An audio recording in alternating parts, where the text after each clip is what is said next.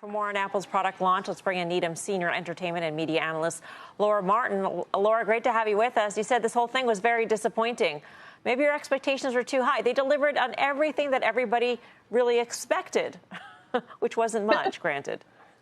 But what they're doing is they're fighting to maintain their installed base. They've gone onto defense.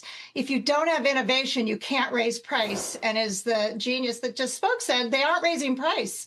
One model has a $100 increase. That's bad because they're including a lot of cool stuff. What we heard is 90 minutes of cool stuff they're including for no price increase, or sneaky price increases on memory. That's all bad. That's because they're not innovating. And by the way, their major competitor called Android is backed by Google Gemini's LLM.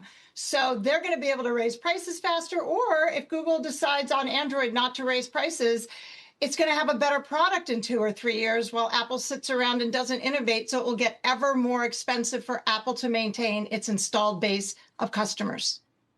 Let's give Apple the benefit of the doubt for just a moment. In terms of the Air, the content, most of the major components in the Air are manufactured by Apple, so they vertically integrated that model of phone. Is it possible that they're doing this in order to have more control over the AI experience in the next generation, to actually integrate that AI experience into the hardware, which would make it, a reason to buy?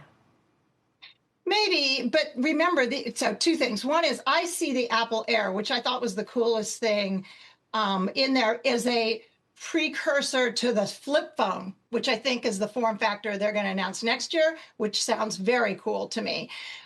Okay, so that's the first thing. And then the second thing is I think that software, like generative AI stuff, is a software base, not a hardware base. I take your point that Apple's going to control everything in the iPhone because that helps them with control and margins, all of which is to say annual updates in an environment where generative AI is changing innovation cycles to weeks and months is too big a risk. You and I will not get a new iPhone for 1 year. That is too long a gestation period for us to buy Apple now when we don't know what they're going to do a year from now. And meanwhile, you saw Oracle today, you guys just talked about it, up 40% on generative AI and cloud.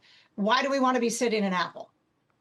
Well, so Laura, what do you want to see them do? I hear you on all that. So today was a big, we expected. The innovation was in the pricing, apparently. The news around the Google settlement, so defaults continue, exclusivity is banned.